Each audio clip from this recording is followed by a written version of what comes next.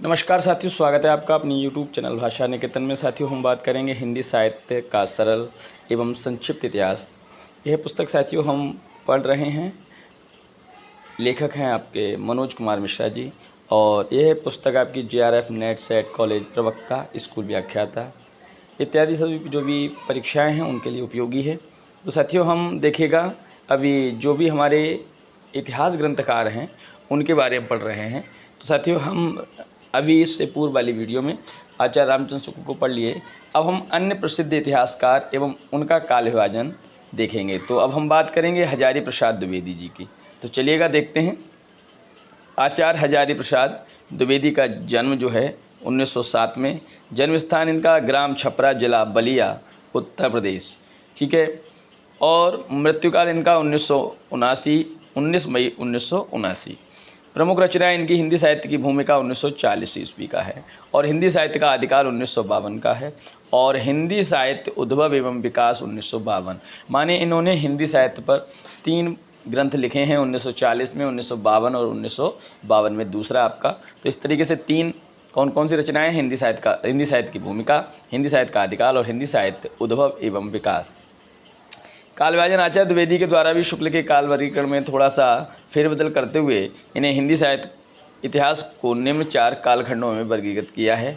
आदिकाल 1000 ईस्वी से 1400 ईस्वी, भक्तिकाल 1400 ईस्वी से 1600 ईस्वी, रीतिकाल 1600 ईस्वी से 1800 ईस्वी, और आधुनिक काल आपका 1800 ईस्वी से 1952। याद रखना, आदिकाल, भक्तिकाल, रीतिकाल और आधुनिक काल।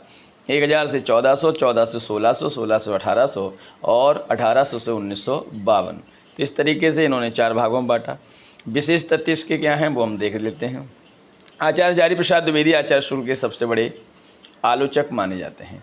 डॉक्टर गणपत चंद्र गुप्त के शब्दों में संभवतः द्विवेदी जी सबसे पहले व्यक्ति हैं जिन्होंने आचार्य शुक्ल की अनेक धारणाओं और स्थापनाओं को चुनौती देते हुए उन्हें सबल प्रमाणों के आधार पर खंडित किया। मतलब किसको? आचार्य शुक्ल की अनेक धारणाओं स्थापनाओं को खंडित करने वाले कौन थे? आचार्य हजारी प्रसाद द्विवेदी। उन्होंने शुक्ल के वीरगाथा काल को आदिकाल कहकर पुकारा है। इन्होंने आदिकाल को अत्यधिक विरोधों एवं व्याघातों का युग भी कहा है। अत्यधिक विरोधों एवं व्याघातों का युग आदिकाल को किसने कहा है? तो हजारी प्रसाद द्विवेदी ने कहा है। काशी हिंदी विश्वविद्यालय में हिंदी विभाग के अध्यक्ष, नागरी प्रचारणी पत्रिका के संपादक और उत्तर प्रदेश हिंदी ग्रंथ अकादमी के अध्यक्ष के रूप में इनकी सेवाएं सराहनीय रही हैं। काशी हिंदी विश्वविद्यालय में हिंदी विभाग के अध्यक्ष रहे, नागरी प्रचारणी पत्रिका के संपादक और उत्तर प्रदेश हिंदी ग्रंथ अकादमी के अध्यक्ष। इनकी प्रतिभा से प्रभावित होकर लखनऊ विश्वविद्यालय ने इन्हें D.Litt की उपाधि प्रदान की तथा भारत सरकार ने इन्हें पद्म भूषण से अलंकृत किया।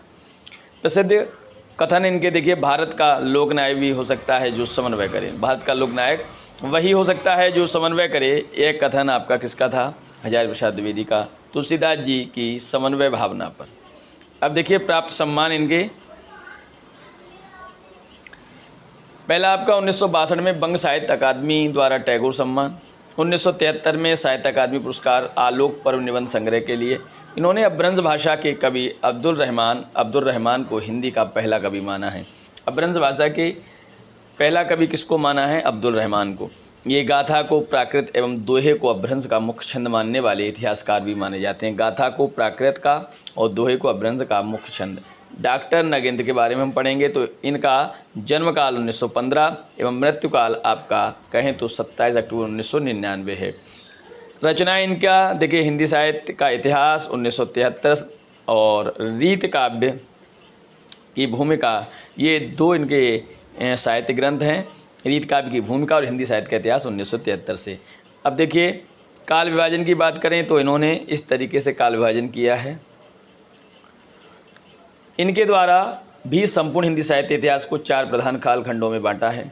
पुनः आधुनिक काल को ही 4 उपभागों में बांटा है। आदिकाल 7वीं शताब्दी से मध्य 14वीं शताब्दी के मध्य तक, भक्तिकाल 14वीं शताब्दी से 7वीं शताब्दी के मध्य तक, रीतिकाल 7वीं शताब्दी के मध्य से 19वीं शताब्दी के मध्य तक, और आधुनिक काल 19वीं शताब्दी के मध्य से अब तक। अब देखिए आधुनिक काल को उन्होंने 4 भागों में कैसे बांटा है? पुनर्जागरण काल, भारतेंदु काल जिसे कहते हैं 1857 से 1900 तक। जागरण सुधार काल, द्विवेदी काल जिसे कहते हैं 1900 ईस्वी से 1918 ईस्वी तक। छायावाद काल आपका 1918 से 1938 तक, और छायावादोत्तर काल और छायावादोत्तर में भी 2 हैं, प्रगति प्रयोग काल और नवलेखन काल। प्रगति आपका प्रगतिवादी युग आपका 1938 से 1953 तक है, नवलेखन काल 1953 से अब तक है। अब हम विशेष तथ्य देखते हैं। विशेष तथ्य इस प्रकार हैं। इन्होंने 1948 में रीत काव्य की भूमिका और महाकवि देव विषय पर शोध उपाधि प्राप्त की। इन्होंने आदिकाल को आक्रमणों एवं युद्धों के प्रभावों की मन स्थितियों का प्रतिफल कहकर पुकारा। डॉक्टर रमाशंकर शुक्ल रसाल, अब इनके बारे में जानते हैं। डॉक्टर रमाशंकर शुक्ल रसाल, इनकी रचना है हिंदी साहित्य का इतिहास और प्रकाशन वर्ष 1931। काल विभाजन, इनके द्वारा संपूर्ण हिंदी साहित्य इतिहास को 3 प्रधान कालखंडों में बांटा है। प्रत्येक के 2-2 नाम रखकर 2 भागों में विभाजित किया है। आदिकाल हिंदी साहित्य की बाल्यावस्था ऐसे कहा है। पूर्वार्ध आदिकाल और उत्तरार्ध आदिकाल। पूर्वार्ध आदिकाल आपका विक्रम संवत 1000 से विक्रम संवत 1200 तक। उत्तरार्ध आदिकाल विक्रम संवत 1200 से विक्रम संवत 1400 तक। मध्यकाल हिंदी साहित्य का किशोरावस्था है। पूर्वार्ध मध्यकाल विक्रम संवत 1400 से विक्रम संवत 1600 तक। उत्तरार्ध मध्यकाल विक्रम संवत 1600 से विक्रम संवत 1800 तक। अब आधुनिक काल का हिंदी साहित्य का युवावस्था इसको कहा इन्होंने। परिवर्तन काल विक्रम संवत 1800 से विक्रम संवत 1900 तक और वर्तमान काल विक्रम संवत 1900 से अब तक। विशेष तथ्य देख लेते हैं। इन्होंने आदिकाल को जय काव्य काल एवं रीत काल को कला काल कहकर पुकारा है। इसमें कवियों एवं लेखकों की कृतियों के उदाहरण नहीं दिए गए हैं। अन्य रचनाएं इनकी साहित्य प्रकाश 1931 की है और साहित्य परिचय 1931 की, दोनों ही 1931 की हैं। देखिए, हमने अभी जो बात की वो कि डॉक्टर रामशंकर शुक्ल रसाल। अब हम बात करेंगे डॉक्टर गणपत चंद्र गुप्त। जन्मकाल 15 जुलाई 1928 ईस्वी। जन्मस्थान ग्राम मंडा सुरेरा, जिला सीकर, राजस्थान। रचना इनकी हिंदी साहित्य का वैज्ञानिक इतिहास 2 खंडों में है। प्रकाशन वर्ष 1965 में। काल विभाजन इनके द्वारा भी 4 प्रधान कालखंडों में विभाजित किया गया। प्रारंभिक काल, पूर्व मध्यकाल, उत्तर मध्यकाल, आधुनिक काल। इस तरीके से इन्होंने ये नाम दिए हैं। प्रारंभिक काल पहला 1184 ईस्वी से 1350 ईस्वी तक। पूर्व मध्यकाल 1350 ईस्वी से 1600 ईस्वी तक।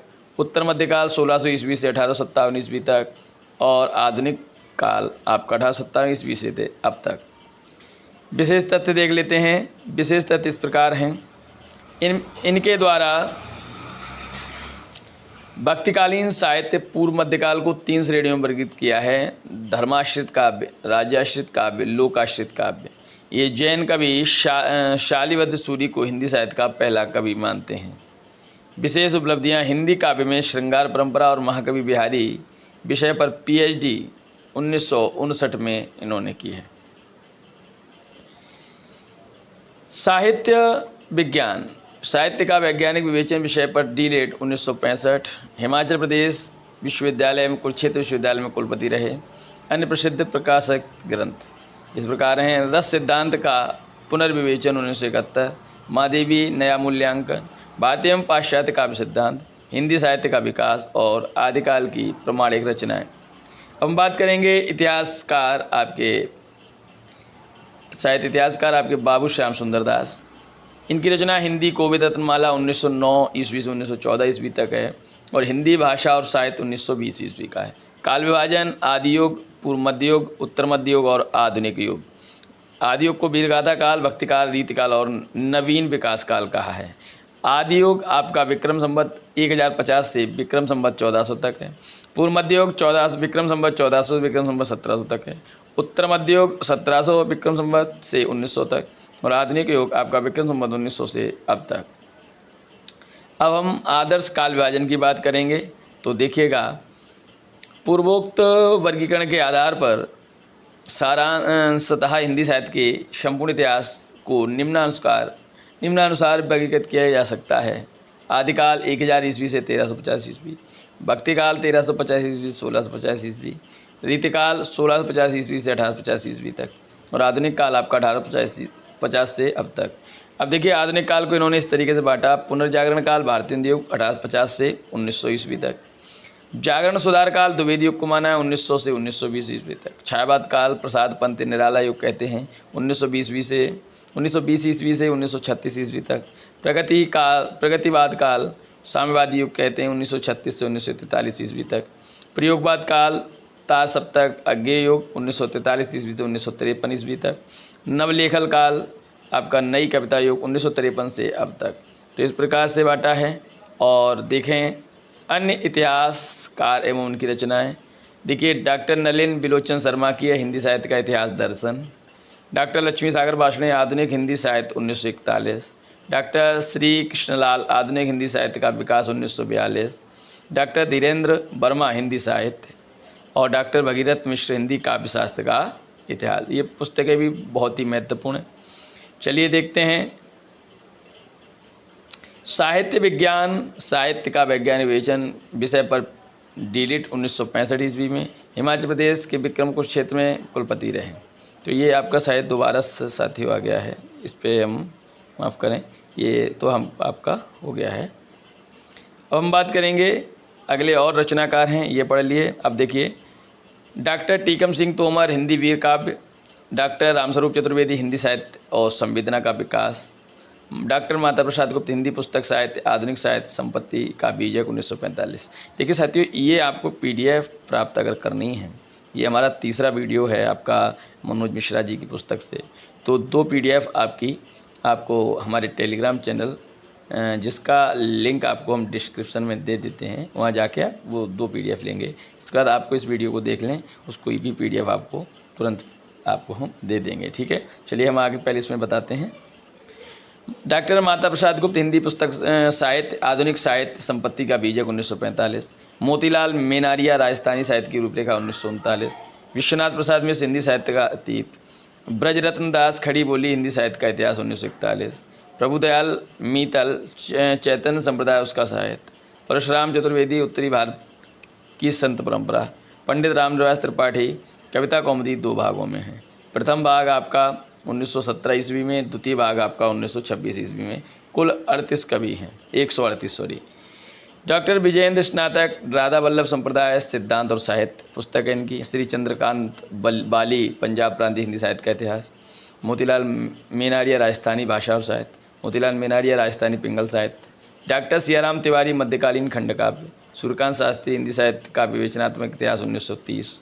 डॉक्टर बच्चन सिंह हिंदी साहित्य का दूसरा इतिहास 1996। डॉक्टर विजेंद्र स्नातक हिंदी साहित्य का इतिहास 1996। कृपा शंकर शुक्ल आधुनिक हिंदी साहित्य का इतिहास। राहुल सांकृत्यायन हिंदी काव्य धारा। प्रभाकर माचवे हिंदी साहित्य की कहानी 1957। इसके बाद प्रोफेसर महेंद्र कुमार हिंदी साहित्य का उत्तर मध्यकाल। नामवर सिंह आधुनिक साहित्य की प्रवृत्तियाँ। राममूर्ति त्रिपाठी हिंदी साहित्य का इतिहास। नंदुलारे वाजपेयी हिंदी साहित्य का संक्षिप्त इतिहास 1931। और आपके अज्ञे जी की हिंदी साहित्य का आधुनिक इतिहास। अयोध्या सिंह उपाध्याय हरिऔध का हिंदी भाषा और उसके साहित्य का विकास। आचार्य चतुर्सेन शास्त्री हिंदी भाषा और साहित्य का इतिहास। उदय नारायण तिवारी हिंदी भाषा का उद्भव और विकास। गंगा प्रसाद सिंह हिंदी के मुसलमान कवि 1926। FEK A history of Hindi literature 1910। Rahul Sankrityayan Hindi के प्राचीन कवि और उनकी कविताएं। और किशोरीदास वाजपेयी आपका जो इनकी रचना है साहित्य की उपक्रमणिका 1903 ईस्वी। और आपके रचनाकार हैं पद्मलाल पुन्नालाल बख्शी हिंदी साहित्य विमर्श 1923 रचना है। रमाशंकर प्रसाद हिंदी साहित्य का संक्षिप्त इतिहास 1930। गोविंद राम शर्मा हिंदी साहित्य और उसकी प्रमुख प्रवृत्तियाँ 1931। रामलाल अग्रवाल हिंदी साहित्य 1935। गंगा राम शर्मा हिंदी साहित्य की ऐतिहासिक चर्चा 1948। विश्वेश्वर दत्त शर्मा हिंदी साहित्य का सांकेतिक इतिहास 1945। हरिहर प्रसाद द्विवेदी विद्या देवी हिंदी साहित्य का विवेचनात्मक इतिहास 1943। गया प्रसाद शुक्ल सने हिंदी साहित्य का संक्षिप्त परिचय 1951। प्रेमलता अग्रवाल सरस्वती हिंदी साहित्य और उसका विकास 1952। शकुंतला अग्रवाल हिंदी साहित्य का इतिहास 1952। और शीलावती गुप्त हिंदी भाषा और साहित्य का इतिहास 1970। इसके बाद मोहन अवस्थी की रचनाएं हैं हिंदी साहित्य का आद्यतन इतिहास 1970। सोमनाथ भट्ट आदर्श हिंदी साहित्य का इतिहास दिग्दर्शन 1965। शिव मूर्ति शर्मा हिंदी साहित्य का प्रवृत्त्यात्मक इतिहास 1972। राम प्रसाद मिश्र का हिंदी साहित्य का प्रवृत्त्यात्मक इतिहास 1987। सभापति मिश्र का हिंदी साहित्य का प्रवृत्तिपरक इतिहास 2000 ईस्वी। रमेशचंद्र शर्मा का हिंदी साहित्य का समग्र इतिहास 1990। नामदेव उतरकर हिंदी साहित्य की योगीन प्रवृत्तियाँ 1902। गोपीनाथ हिंदी साहित्य का विकास 1950। गोपाल प्रसाद व्यास हिंदी साहित्य का अध्ययन 1954। वीरेंद्र श्रीवास्तव हिंदी साहित्य परंपरा एवं परख 1971। ईश्वरी प्रसाद तिवारी हिंदी साहित्य का क्रमिक इतिहास 1968। राम खिलावन पांडे हिंदी साहित्य का नया इतिहास एक संरचनात्मक पुनर्विचार 1969। कृष्ण नारायण प्रसाद माधव हिंदी साहित्य और युग और धारा 1965 ईस्वी। सिंहासन राज सिद्धेश हिंदी साहित्य का इतिहास 1951। शिवराज वर्मा हिंदी साहित्य का नवीन इतिहास 1962। राजकिशोर त्रिपाठी हिंदी साहित्य का विवेचनात्मक इतिहास 1963। राय प्रसाद मिश्र हिंदी साहित्य का नवीन इतिहास 1967। तिलक राज शर्मा हिंदी साहित्य के विवेचनात्मक इतिहास। Edwin Greaves a sketch of Hindi literature 1917। Doctor Hardev Bahri प्राकृत साहित्य का इतिहास 1971। चंद्र शर्मा गुलेरी पुरानी हिंदी। हरदेव बारी प्राकृत साहित्य का इतिहास। तो इस प्रकार से हमारे ये इतिहासकार, इतिहास ग्रंथकार और आपका उनके ग्रंथ और भी हैं, देखते हैं। श्री महेश दत्त शुक्ल आपका भाषा काव्य संग्रह और 1873 का है। योगी हरि ब्रजमाधुरी सार 1923। बद्रीनाथ भट्ट हिंदी 1925। श्री गौरी शंकर द्विवेदी सुकवि सरोज 1927। नोट देखिए क्या है, तुलसीदास का जन्मस्थान सोरों सर्वप्रथम इसी पुस्तक से स्वीकार किया गया था। श्री कृष्ण शंकर शुक्ल आधुनिक हिंदी साहित्य का इतिहास 1934। Indranath Madan modern Hindi literature 1939। राहुल सांकृत्यायन पुरातत्व निबंधावली 1937। डॉक्टर हीरालाल जैन जैन इतिहास की पूर्व पीठिका और हमारा अभ्युत्थान 1939। और श्री भुवनेश्वरनाथ मिश्र माधव संत साहित्य 1941। श्री राम नरेश त्रिपाठी हिंदी साहित्य हिंदी का संक्षिप्त इतिहास 1923। मुंशी राम शर्मा हिंदी साहित्य का इतिहास के उपदोतात 1931। और गणेश प्रसाद द्विवेदी हिंदी साहित्य का इतिहास हिंदी साहित्य 1931। तो साथियों, इस प्रकार से ये हमने साहित्य ग्रंथ और साहित्य ग्रंथकारों को पढ़ा और यहाँ पर हमने इनको जाना। और देखिए साथियों, ये आपको याद करने पड़ेंगे, बार बार पढ़ने पड़ेंगे। एक बार में हम पढ़ ही सकते हैं। यहाँ याद करने के लिए आपको इनको नोट करके बार बार उसको पढ़ना पड़ेगा, बार बार पढ़ना पड़ेगा, तभी आप इसको याद कर सकते हैं। इसके लिए आप PDF को प्राप्त करना चाहते हैं तो आप हमारे YouTube चैनल पर डिस्क्रिप्शन में जाके इसी वीडियो के आप लिंक पर, टेलीग्राम लिंक पर जुड़ सकते हैं और फिर आप हमसे PDF प्राप्त कर सकते हैं। तो साथियों, चैनल पर नए हैं तो प्लीज़ चैनल को सब्सक्राइब करें। वीडियो पसंद आई तो लाइक और शेयर करें। तो फिर मिलेंगे अगली वीडियो के साथ, तब तक के लिए नमस्कार, धन्यवाद।